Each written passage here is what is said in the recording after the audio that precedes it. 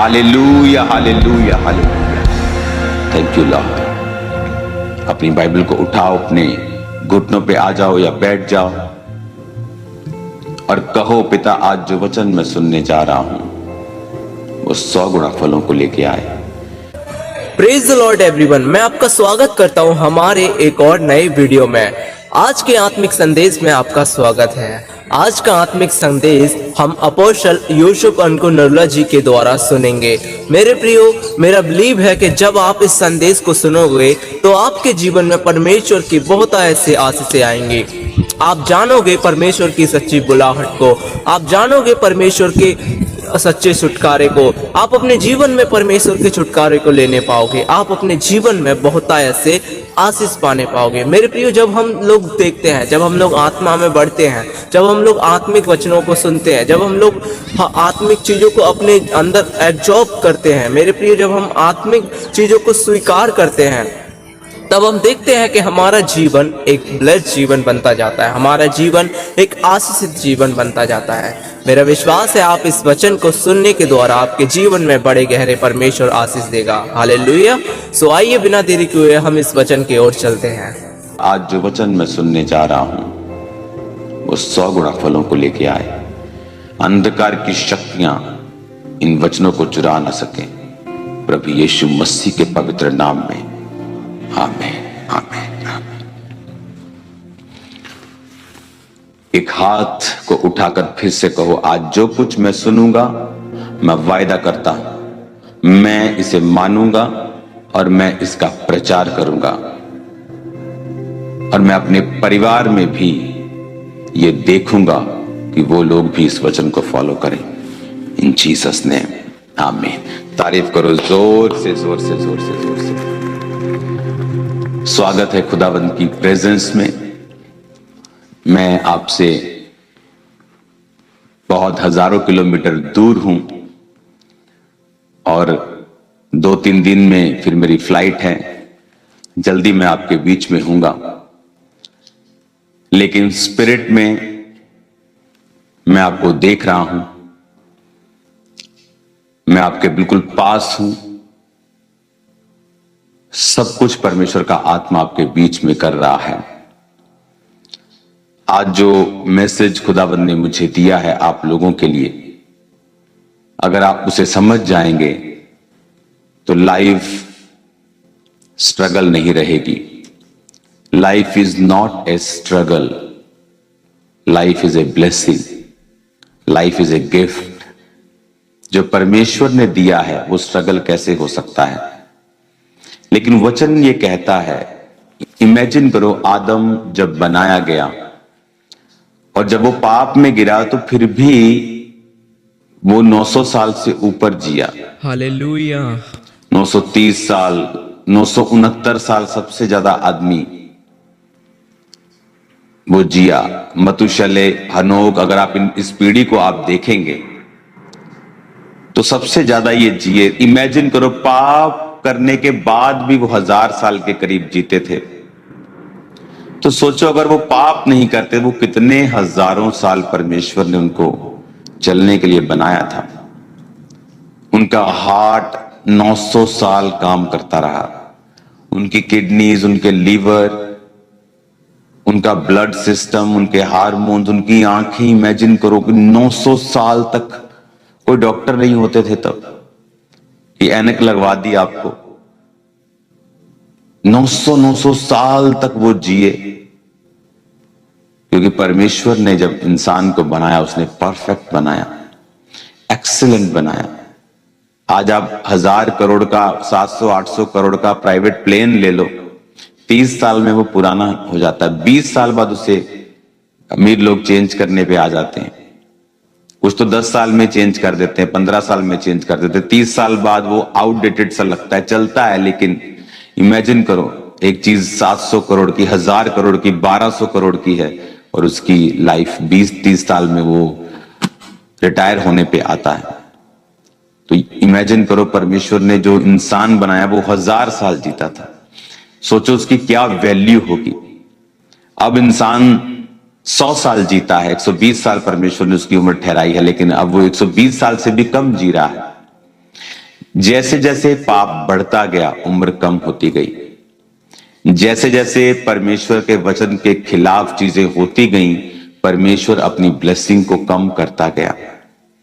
नूह के टाइम परमेश्वर ने कहा आदम यानी इंसान की उम्र 120 वर्ष की होगी। पता नहीं उसके बाद शायद परमेश्वर ने कुछ और डिसीजन ले लिया होगा, वो तो बाइबल में रिकॉर्ड हो गया। शायद अब और डिसीजन परमेश्वर का हो गया, अब 120 भी नहीं होगी। आप देखो अपने आसपास लोग 120 साल के अब नहीं जा रहे हैं। बहुत कम दुनिया में लोग हैं जो 100 क्रॉस कर रहे हैं।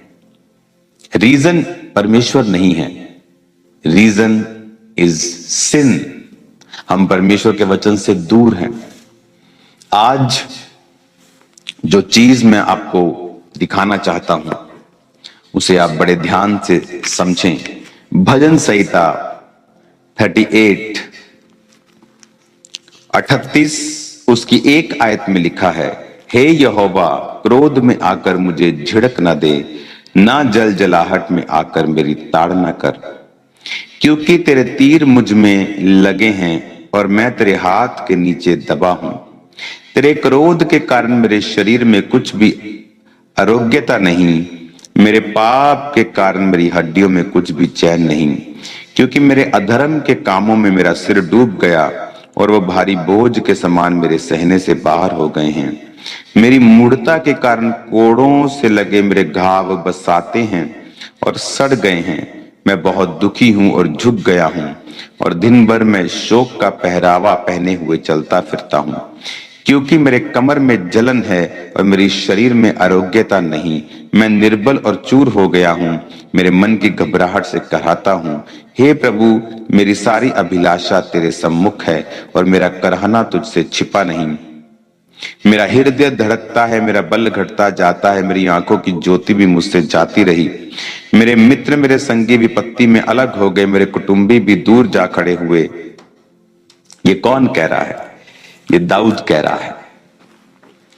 दाऊद इसमें खुदा से कह रहा है कि तेरे तीर मुझ में लगे हैं, मैं तेरे हाथ के नीचे दबा हूं, मेरे शरीर में कुछ भी अच्छा नहीं, मेरी हड्डियों में चैन नहीं,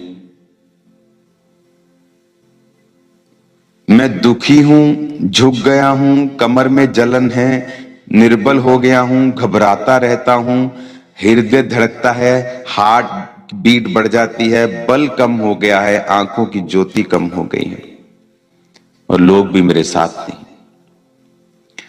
इसका रीजन दाऊद ने क्या दिया? इसका रीजन अगर आप देखेंगे 3 आयत में लिखा है, कहता मेरे पाप के कारण मेरी हड्डियों में कुछ भी चैन नहीं। दाऊद की जिंदगी में सब कुछ अच्छा था। हालेलुया। जब वो अपनी छत पे टहल रहा था तो उसने एक औरत को नहाते हुए देखा और उसके बाद उसने उसको सुंदर थी वो, उसने उसको देखा और उसको बुलाया, उसके साथ व्यभिचार किया। जब वो प्रेग्नेंट हो गई उसके पति को मरवा दिया ताकि दाऊद की बेइज्जती ना हो, और परमेश्वर ने अपने नबी को भेजा और कहा कि तूने पाप किया, अब तेरे घर से तलवार कभी भी दूर नहीं होगी। उसको माफी तो मिल गई लेकिन पाप की सजा जो थी वो खत्म नहीं होती है। माफी अलग चीज है, सजा अलग चीज है। उसको माफी मिली लेकिन जो सजा थी वो मरते दम तक दाऊद से अलग नहीं हुई। उसके घरों में तलवार चलती रही, उसके अपने बेटे उन्हीं तलवारों से मरते रहे। दाऊद को वो राज्य छोड़कर भागना पड़ा नंगे पांव, जैसा पहले भागता था वो पहाड़ों पर राजा बनने के बाद भी वो उसी कंडीशन पे आ गया। पर दाऊद ने कहा मेरे पाप के कारण, मेरे अधर्म के कामों के कारण मेरा सिर डूब गया, मेरी मूढ़ता के कारण। मूढ़ता, पाप कौन करता है? जो मूढ़ है। दाऊद उस समय पाप में गिरा जबकि राजा लोग युद्ध करने के लिए जाते थे। रिलैक्स हो गया लाइफ में, युद्ध करने का समय था वो। आप कई बारी प्रार्थना छोड़ देते हैं, आपकी लाइफ में सुख आ गए, गाड़ियां आ गई, घर आ गए, उसके बाद आप प्रेयर कम कर देते हैं, छोड़ देते हैं। सुख आ गया, शादियां आ गई घरों में, बड़े बड़े फंक्शन आ गए, आपने प्रार्थना करनी छोड़ दी। और उसी समय जब आप प्रेयर करना छोड़ देते हैं, शैतान उस समय का फायदा उठाता है, क्योंकि आपकी स्पिरिचुअल लाइफ में जो परिपक्वता है या आपकी स्पिरिचुअल लाइफ में जो, जैसे दाऊद की जिंदगी में वो फाइट के लिए नहीं गया, एक रिलैक्सेशन मोड में चला गया। जो प्रेयर है वो आपको सेव करती है, आपके आसपास एक बाड़ा सा, एक गुंबद सा, एक गोला सा बना के रखती है, प्रोटेक्शन का, एक कंट्रोल का। आप कंट्रोल कर सकते हैं अपनी लाइफ में, एक प्रोटेक्शन का, कि शैतान आपकी जिंदगी में काम नहीं करता। लेकिन जब आप प्रार्थना को छोड़ते हैं और प्रभु की प्रेजेंस में जाना छोड़ देते हैं, तब शैतान आपको आपके इमोशंस से चलाना स्टार्ट करता है। देन आप वर्ड ऑफ गॉड से नहीं चलते हैं। आप देखते हैं अच्छा सुंदर है, अच्छा पैसा, अच्छा ओके, आप फिर इमोशंस से चलना स्टार्ट करते हैं। और जब आप इमोशंस से चलना स्टार्ट करते हैं, जब आप शरीर से चलना स्टार्ट करते हैं, फीलिंग से चलना स्टार्ट करते हैं, भावनाओं से चलना स्टार्ट करते हैं, वो समय होता है कि जब आप गिरावट की ओर चले जाते हैं। जिस तरह नियोमी और उसका पति, जब उसे देखा खाना नहीं है यहां खुदा के घर में बैतलहम में, तो वो मोआब की तरफ गए, जहां जाना सही नहीं था, क्योंकि वो लोग खुदा से दूर थे। Emotions, feelings. तब आप बाय फेथ नहीं चलते कि नहीं, मैं अपने परमेश्वर के प्रेजेंस में रहूंगा, वो खाना दे चाहे ना दे, अगर उसने मुझे बनाया है वो मेरी सप्लाई भी करेगा। लेकिन जब आप फीलिंग से चलते हैं, डर से चलते हैं, घबराहट से चलना स्टार्ट करते हैं, तब शैतान आपकी लाइफ में एंट्री करता है। क्या कहता वो 7 आयत में, कहता मेरी कमर में जलन, शरीर में आरोग्यता नहीं, निर्बल हो गया हूं, चूर हो गया हूं, घबराता रहता हूं। हार्ट बीट बढ़ गई है, घबराहट होती रहती है, मैं निर्बल हो गया हूं, वीक हो गया हूं, कमर दुखती है, दुखी हो गया हूं, झुक गया हूं, हृदय धड़कता है, बल घटता जाता है, आंखों में ज्योति नहीं है। इसका रीजन क्या था? कहता मेरे अधर्म के कामों में, मेरे पाप के कामों के कारण। वचन कहता है व्यभिचार करने वाला अपने शरीर के खिलाफ पाप करता है। प्रभु के खिलाफ तो वो पाप करता ही है, लेकिन वो अपने शरीर के खिलाफ भी पाप करता है। 2 तरह की परीक्षाएं आप एक विश्वासी के रूप में देखते हैं। एक परीक्षा होती है, जैसे दाऊद की जिंदगी में तब थी जब वो भेड़ बकरियों को चराता था। इसीलिए भेड़ बकरियों को चराता था क्योंकि फैमिली में रिजेक्टेड था। इसीलिए रिजेक्टेड नहीं था क्योंकि वो पापी था, वो इसलिए रिजेक्टेड था क्योंकि उसकी बातें उनके साथ मिलती नहीं थी, वो धर्मी था। यूसुफ के जीवन में परीक्षा आई जब वो गड्ढे में गिराया गया, इसलिए नहीं कि वो पापी था, इसलिए कि वो दूसरों से ज्यादा धर्मी था। जब वो बात करता था तो दूसरे चिढ़ते थे।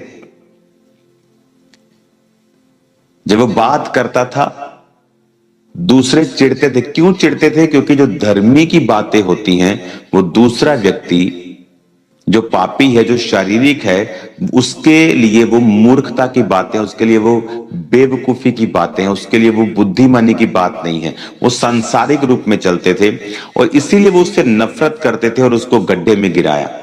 एक तो ये परीक्षा है। ये परीक्षा आपके पाप के कारण नहीं, आपकी पवित्रताई और प्रभु में अच्छी तरह से चलने के कारण है। इस परीक्षा के कारण आपके जीवन में दुख नहीं होगा। वो दुख जो आपको लगता है दुख है, वो धीरे धीरे परमेश्वर उसको आनंद में और विक्ट्री में और टेस्टिमनी में बदल देता है, क्योंकि उसी यूसुफ को परमेश्वर ने ट्रेंड किया और फिर वो प्रधानमंत्री की कुर्सी तक पहुंचा। लेकिन जो परीक्षा अधर्म के कामों के कारण और पाप के कारण आई, उसके कारण वो आपको फलवंत नहीं करती बल्कि आपको शर्मिंदा करती है। इसीलिए दाऊद जब उस पहाड़ पर भागा जा रहा था पाप के बाद, जब उसका बेटा उसके खिलाफ हो गया, तो वचन कहता है कि एक व्यक्ति आकर दाऊद को ओछा ओछा और कोसने लगा और दाऊद ने अपने लोगों को कहा इसको कुछ मत कहना, क्योंकि जो भी ये हो रहा है ये यहोवा की ओर से हो रहा है। यानी एक ऐसी परीक्षा जो हमने अपने पाप के कारण अपनी जिंदगी में ली है, वो हमें बढ़ाने के लिए नहीं है, बल्कि वो हमें शर्मिंदा करती है, कमजोर करती है, हमारे बल को कम करती है। लेकिन परमेश्वर कहता है कि मैं क्षमा करने वाला परमेश्वर हूं।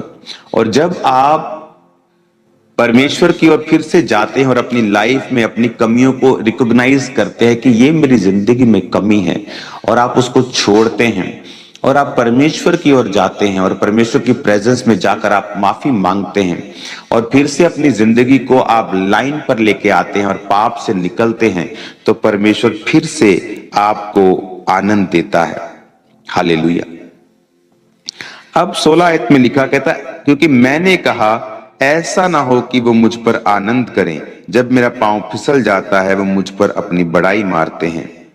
अब मैं गिरने पे हूं, मेरा शौक निरंतर मेरे सामने है, इसलिए कि मैं तो अपने अधर्म को प्रकट करूंगा और अपने पाप के कारण खेदित रहूंगा। अब वो कह रहा है कि मैं अपने पाप के कारण खेदित हूं, यानी वो पश्चाताप कर रहा है। कहता अधर्म को प्रकट करूंगा, प्रभु को बताऊंगा कि मुझसे अधर्म हुआ है और मैं उसकी माफी को मांगूंगा। जैसे ही आप माफी को मांगते हैं, आप प्रभु के साथ अपने कनेक्शन को राइट करते हैं। आप नशे को, व्यभिचार को, चोरियों को, परमेश्वर के नाम में आप मूर्ति पूजा को, बहुत सारी चीजें जो बाइबल के खिलाफ है, आप उनको जब छोड़ते हैं, तो वचन ये कहता है कि परमेश्वर आप पर कृपा करते हैं।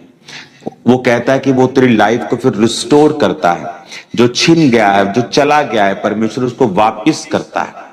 आमीन। अब 39 भजन संहिता 1 आयत में लिखा है, मैंने कहा मैं अपनी चाल चलन में चौकसी करूंगा ताकि मेरी जीभ से पाप ना हो। जब तक दुष्ट मेरे सामने है तब तक मैं लगाम लगाए अपना मुंह बंद किए रहूंगा। हालेलुया। अब अगर आप इस पूरे 39 अध्याय को आप पढ़ेंगे तो आपको ये मालूम होगा कि यस आई एम रिसीव्ड इस वचन। वो तौबा कर रहा है,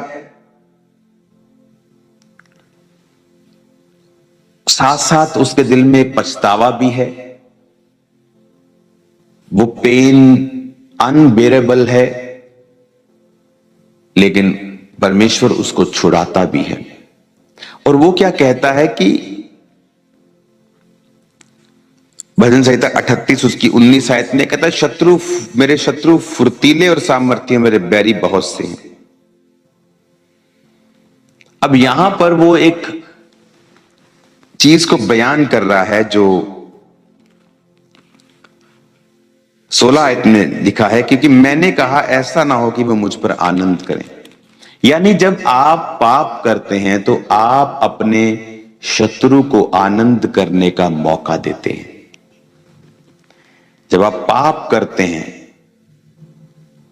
तो आपका शत्रु ये सोचता है कि उसने आप पर अटैक किया और वो कामयाब हो गया,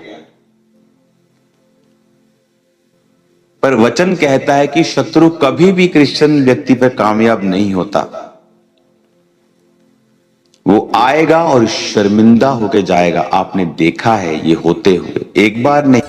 हालेलुया। मैं बिलीव करता हूँ आप लोग यहाँ तक बने रहे होंगे और आपने बहुत कुछ नया सीखा होगा। सो मेरे प्रियो, इस वीडियो के एंड में आपको और भी बहुत कुछ सीखने के लिए मिलेगा। सो मैं चाहता हूँ आप लोग इस वीडियो को बिल्कुल भी स्किप ना करें, बिल्कुल भी ना छोड़े, और आज के वचन के द्वारा परमेश्वर आपको बहुत ऐसे ब्लेस करेंगे। हालेलुया। आइए हम लोग बिना देरी किए इस वचन को कंटिन्यू रखते हैं और परमेश्वर आपके जीवन में बड़े गहरे काम करने पाए। बार नहीं, खामरा चर्च थाउजेंड्स टाइम, सैकड़ों के सैकड़ों बार आपने देखा है चर्च में पूरा होते हुए। शत्रु उठा, आया, शर्मिंदा हुआ, परमेश्वर की महिमा हो, फिर खड़ा हुआ, फिर शर्मिंदा हुआ। क्यों? क्योंकि कोई भी अटैक आप पर नहीं चलता जब तक आप अपने अधर्म और अपने पाप के कारण शत्रु को मौका ना दें। अब दाऊद ये कह रहा है कि मेरा शत्रु मुझ पर आनंद कर रहा है, प्रभु उसको रोक, मैं अपने पाप को मानता हूं। लेकिन उसे ये प्रार्थना करने की भी जरूरत नहीं पड़ती अगर वो इस पाप में ना फंसता तो, क्योंकि वचन कहता है कि तुम्हारे कारण अन्य जातियों में मेरे नाम की निंदा की जाती है। कि जब तुम पाप करते हो और तुम्हारे जीवन में शैतान अटैक करता है, फिर लोग परमेश्वर के को जज करने लगते हैं। वो ये नहीं देखते कि इस व्यक्ति ने पाप किया है, वो परमेश्वर को जज करने लगते हैं, वो पूरी कौम को जज करने लगते हैं। हालेलुया। आज मैं चाहता हूं कि आप एक 1.5 मिनट की वीडियो को देखो, जहां एक जगह पर मैं था और सामने बहुत सारे पहाड़ थे। उतना ही मैजेस्टिक दिखता है। वही हाल आत्मा के लोगों का है। जितने वो आत्मा में बड़े आत्मिक रूप से परमेश्वर के नजदीक हैं, है सभी पहाड़, लेकिन जो विश्वासी जो पास से खुदा के नजदीक है, वो उतने ही मैजेस्टिक और ग्लोरियस और महिमा में दिखते हैं। खुदा के करीब जाओ और एक बड़ा पहाड़ बन जाओ। छोटे पहाड़ भी देखने में अच्छे लगते हैं, सुंदर लगते हैं, ग्लोरियस लगते हैं, लेकिन जो ग्लोरी उन पहाड़ों में, ये आप दुनिया का रेयरेस्ट कॉम्बिनेशन देख रहे हो, जहां पर ग्लेशियर है, साथ ही फॉरेस्ट है और साथ ही वो पानी। ये बहुत ही रेयर कॉम्बिनेशन है दुनिया में, ग्लेशियर, फॉरेस्ट और नदियां तीनों एक ही जगह। हालेलुया। आपने उस वीडियो को देखा कि जितने आप स्पिरिचुअली हायर लेवल पे हैं, आप उतने ही ग्लोरियस और मैजेस्टिक हैं।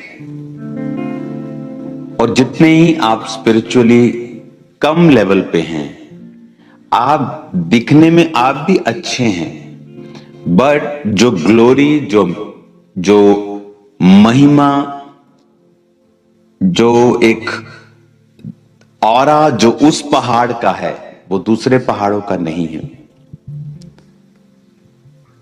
उसी तरह से जब आप स्पिरिचुअली अपने आप को ग्रो कर जाते हैं, आप स्पिरिचुअली अपने आप को हायर लेवल पर ले जाते हैं, बर्फ भी आप पर पड़ती है, ग्लोरियस भी आप ही लगते हैं। लेकिन जो दूसरे पहाड़ हैं, वो भी पहाड़ हैं, लेकिन जो लोग देखना चाहते हैं, वो उन पहाड़ों की ओर आकर्षित होते हैं। हालेलुया, आमीन। अपनी लाइफ में अगर किसी चीज के लिए जोर लगाना है, तो वो है आपको स्पिरिचुअलिटी में बढ़ना कैसे है। जैसे ही आप स्पिरिचुअल लाइफ में ग्रो करना स्टार्ट करते हैं, सडनली वो चीजें जो आप स्ट्रगल कर रहे थे पाने के लिए, आपकी लाइफ में आना स्टार्ट होती हैं। जब आप स्पिरिचुअली अगर एक पास्टर हैं, तो अगर आप स्पिरिचुअल हैं, आपने बहुत से लोगों को देखा होगा। अब मैं ये बात आपको बहुत बार बताता हूं कि 2 तरीके हैं अपना चेहरा लाल करने के। एक तो अच्छी खुराक खा के आप अपने चेहरे को अच्छा कर सकते हो, या फिर अपने चेहरे पर खुद ही थप्पड़ मार मार के अपने आप को लाल कर सकते हो। पर ये वाला लाल तो कुछ ही दिन रहेगा।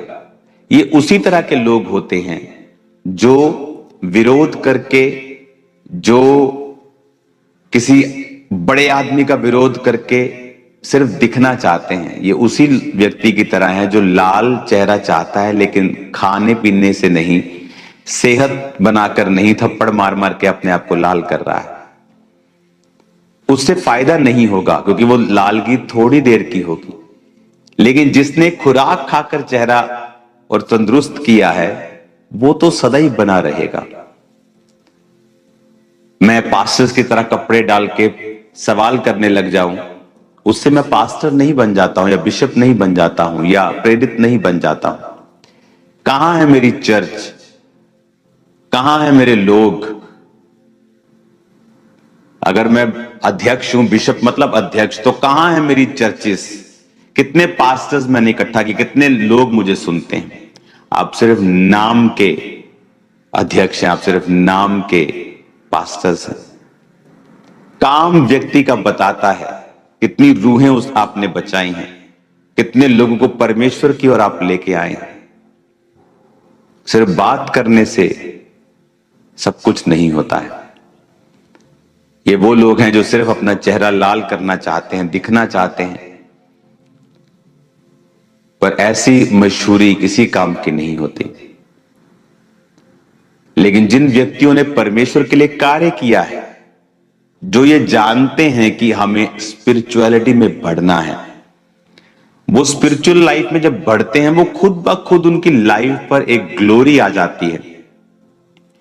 खुद ब खुद लोग उनकी ओर आकर्षित होते हैं, क्योंकि परमेश्वर ने उनको वो महिमा दी है, उन्हें वो ब्लेसिंग दी है, उन्हें वो अनॉइंटिंग दी है, उन्हें वो अभिषेक दिया है। बहुत से सदूकी फरीसी चिढ़ते थे, पर शहर में रहते थे और कोई भी उनके पास नहीं आता था। लेकिन यूहन्ना बपतिस्मा देने वाला जंगलों में रहता था और भीड़ उसके पास थी। और यही बेचारे सदूकी और फरीसियों को मुश्किल लगती थी कि ये लोगों का ध्यान अपनी ओर कर रहे हैं, ये हमें फिनिश कर देंगे, हमारा पॉलिटिकल, हमारा सिस्टम सब खत्म हो जाएगा। और इसीलिए वो जीसस क्राइस्ट का भी विरोध करते थे और यूहन्ना का भी विरोध करते थे। लेकिन उन्हें पता नहीं था कि उनका मकसद कोई पॉलिटिकल नहीं है, कोई सरकार बनाना नहीं है, कोई एमएलए बनाना नहीं है। उनका मकसद था परमेश्वर में लोगों को सुदृढ़ करना, और उसकी वजह से वो ज्यादा प्रेजेंस में रहते थे, खुदाबंद के साथ खड़े रहते थे, और उसी वजह से वो ब्लेसिंग, वो एक ग्लोरी, वो ऑरा जिसे आप आज की भाषा में बोलते हो, उनकी लाइफ पर रहता था। और वो दूर नहीं कर सकता कोई भी, वो दूर नहीं कर सकता कोई भी। वो ट्राई कर सकते हैं, लेकिन ट्राई करने के बाद वो ब्लेसिंग उन दूसरों की और बड़ी हुई उनको मिलती है। हालेलुया। अगर आपको कुछ अपनी लाइफ में करना है तो अपनी स्पिरिचुअल स्टैंडर्ड्स को बढ़ाएं। अगर आप झूठ नहीं बोलते लेकिन छोटी बातों में बोलते हैं, उसे भी बंद कर दें। आप व्यभिचार में नहीं, लेकिन आंखों से अभी भी आप कुछ गलत देखते हैं, उसे भी बंद कर दें। आप और अपनी स्पिरिचुअल लाइफ को मजबूत करें। देन आपको प्रार्थना करने की भी कई बार जरूरत नहीं पड़ेगी। सडनली वो एक्सपेंशन, वो ग्लोरी आपकी लाइफ में परमेश्वर आपको देगा। हालेलुया। सडनली आप देखोगे परमेश्वर का आत्मा किस तरह से आपकी लाइफ में काम कर रहा है। आज लोग, आप अपने नाम को जितना मर्जी बड़ा रख लो, कहां है लेकिन आपके लोग, आपकी चर्च, कहां आप वचन सुनाते हैं? आप लोगों से सवाल करते हैं, आप क्या हैं? क्या है आपकी डॉक्ट्रिन? कहां है आपका वचन? कहां है आपकी चर्चेस? कहां आपने पास्टर्स तैयार किए हैं? मैं सिर्फ एक चोला डाल के आ जाऊं और बोलूं मैं फलाना हूं, मैं ढिमकाना हूं, उससे आप फलाना ढिमकाना नहीं बन जाते हैं। आपके कर्म बताते हैं, आपकी कॉलिंग बताती है, आपने जो काम किए वो बताते हैं। आप एक पास्टर हैं, आप एक बिशप हैं, या आप एक प्रेरित हैं, या आप कौन हैं? हालेलुया।